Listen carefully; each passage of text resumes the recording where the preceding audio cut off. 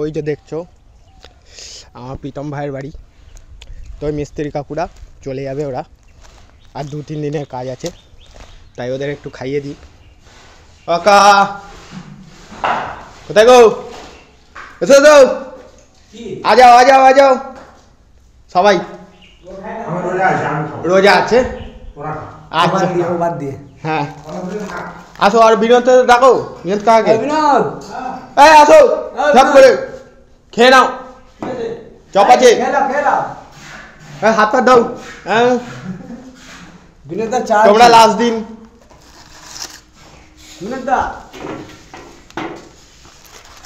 এটাও তোমরা অর্ধেক খেয়ে নেবে দুই ভাইতে। হ্যাঁ ওই কাকার জন্য এনেছিলাম, আমাদের রোজা আছে। ঠিক আছে, তোমরা লাস্ট দিন, আমাদের মন খারাপ লাগছে, চলে যাবে। হ্যাঁ আর কটা দিন বাকি, কদিন আর 3 দিন 4 দিন, 4 দিন চলে যাবে। অনেক দিন ছিল, আমাদের নিজেদের মতন লাগছিল।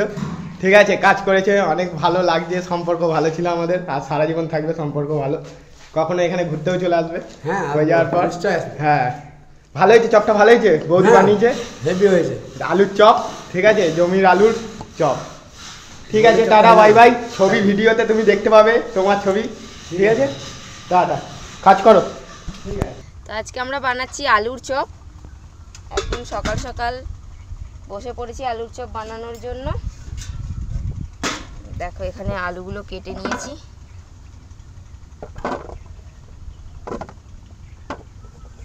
একদম মাঠ থেকে তোলা আলু, এই পাশের জমিতেই হয়েছিল, তো সেটা আমরা দেখাতে পারিনি।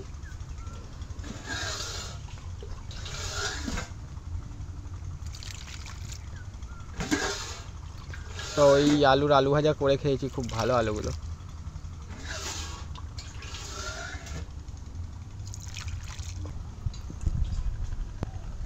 তো আজ আমাদের আলুর চপ হচ্ছে। মাঠ থেকে আলুগুলো তোলা দেখাতে পারলে খুব ভালো হতো। তখন আমরা একটু ব্যস্ত ছিলাম বলে আর দেখানো হয়নি। আলু সেদ্ধ করতে বসিয়ে দিলাম।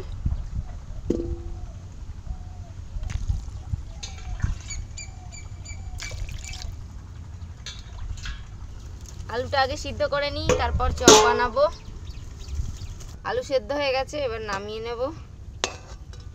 নামিয়ে ঠান্ডা করে নিয়ে খোসাগুলো ছাড়িয়ে নিতে হবে।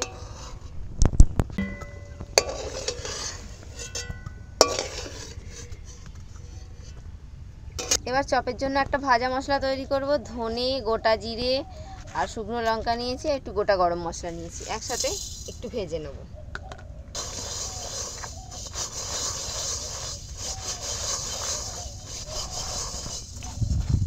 মশলাটা ভাজা হয়ে গেছে, তুলে নেব। এটা ঠান্ডা হয়ে গেলে গুঁড়ো করে নিতে হবে। এবার চপ বানানোর জন্য সরষের তেল দিয়ে দেবো। সরষের তেলে কিন্তু চপটা ভালো হয়। আমি প্রথমে একটু সাদা তেল দিয়ে ফেলেছিলাম। হ্যাঁ একটুখানি সাদা তেল দিয়ে দিয়েছিলাম, সরষের তেলটা আনতে ভুলে গিয়েছিলাম। অনেকদিন পর আমাদের চপ রেসিপি হচ্ছে। এমনি বাইরে থেকে চপ কিনতে পারি না, এখানে বানানো হলে তাও খাওয়া হয়, কারণ ওই পেঁয়াজ রসুন থাকে, সমস্ত কিছু থাকে, তো হয় না। এরকম নিরামিষ চপ খুব কম পাওয়া যায়। তেল গরম হয়ে গেছে, তেলের মধ্যে থেতো করা আদা আর কাঁচা লঙ্কা দিয়ে দেবো। আর নিরামিষ চপ যেহেতু পেঁয়াজ রসুন তো দেওয়া যাবে না, তাই আমি একটু টমেটো দিয়ে দিলাম।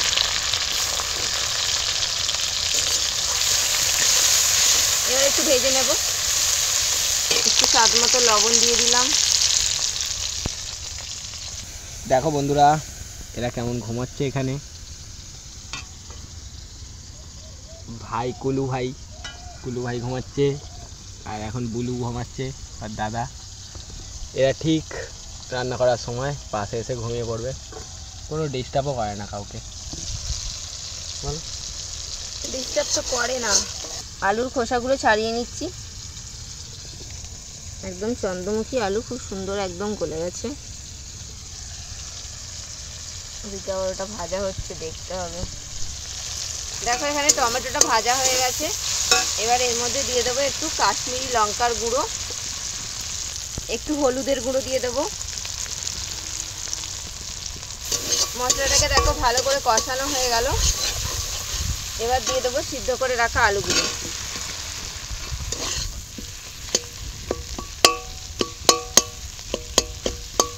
আলুগুলোকে ভালো করে ম্যাশ করে নেব এর মধ্যেই। কাশ্মীরি লঙ্কার গুঁড়োটা দেওয়া আছে বলে খুব সুন্দর কালারটা এসছে, তাই না বলো? হ্যাঁ, লাল লাল হয়েছে। এবার দিয়ে দেবো ভাজা মশলাটা, নাড়াচাড়া করে একটু চপটা শুকনো হয়ে এসছে, দিলেই তৈরি হয়ে যাবে আমাদের আলুর চপের মশলা। দেখো চপের পুরটা এইভাবে কড়ার থেকে ছেড়ে আসবে। আমাদের পুর তৈরি হয়ে গেছে, নামিয়ে নেব, নামিয়ে ঠান্ডা করে তারপর চপ তৈরি করে নিতে হবে। বেসন নিয়ে নিচ্ছি, বেসনের ব্যাটার তৈরি করব, তার জন্য কিছুটা বেসন দিয়ে দিলাম। স্বাদ মতো দিয়ে দেবো একটু লবণ, আর এই ভাজা মশলার গুঁড়োটা রয়েছে এটাও দিয়ে দেবো। একটু আদা থেঁতো করা আছে সেটা দিয়ে দিলাম, একটু হলুদের গুঁড়ো দিয়ে দিলাম। এবার অল্প অল্প জল দেব আর ব্যাটারটাকে ভালো করে ফেটে নিতে হবে। চপের ব্যাটার ভালো করে ফেটতে হবে, না হলে কিন্তু আবার চপ ভালো ফুলবে না।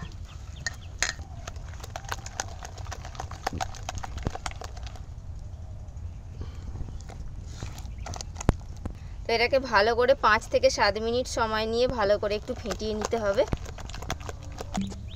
দেখো বেসন ভালো করে ফেটানো হয়ে গেছে, আর আমি একটু জলও দিয়ে দিয়েছি। এই যে ব্যাটারের ঘনত্বটা ঠিক এরকম হবে। এই দেখো আঙুলের গায়ে দিলে একটা লেগে থাকবে একটা কোড। তো এইভাবে মেখে আমি একটু রেখে দেবো। এখন আগে চপটা তৈরি করে নিই। আমি আলুর থেকে একটু একটু করে পুর নিয়ে এইভাবে একটা চপের আকারে তৈরি করে নিচ্ছি। একটু গরম আছে সেই জন্য হাতে একটু গরম লাগছে। এবার দিয়ে দেবো ব্যাটারের মধ্যে অল্প একটু বেকিং পাউডার, তোমরা খাওয়া সোডাও দিতে পারো। একদম অল্প করে দিয়ে দিলাম, একদম অল্প একটু এর উপর জল দিয়ে দেবো। দেখো এটা কি সুন্দর একটা ফেনা ফেনা হচ্ছে, এইটার জন্য ব্যাটারটা ভালো ফুলবে।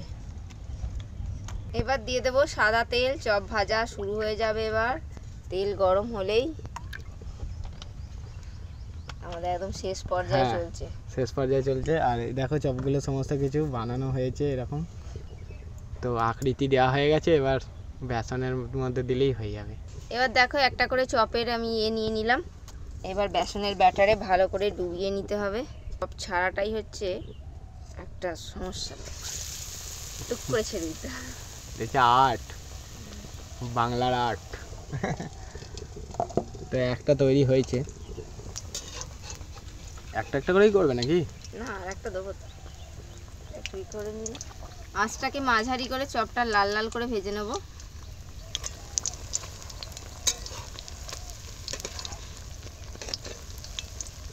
আরো দেবে?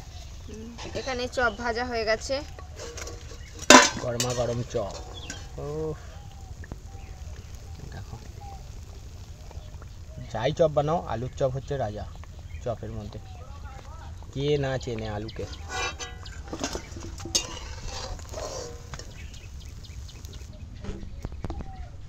আবারও ছাড়ছে, আর সব হয়ে যাওয়ার পর আসছে। তো আমাদের চপ পুরো শেষ, একদম ভাজা কমপ্লিট হয়ে গেছে। একটু বিট নুন ছড়িয়ে দিলাম। তো দেখো আমাদের মচমচে আলুর চপ তৈরি হয়ে গেছে। একটু বিট লবণ দিয়ে দিই, যেটা আমি নেবো সেটাতে দিলাম। সবেতে দাও, সবেতে দাও।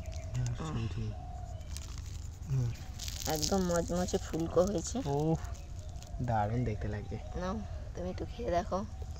দেখো বন্ধুরা, একটা আলুর চপ অর্ধেক অর্ধেক ওর কাছে।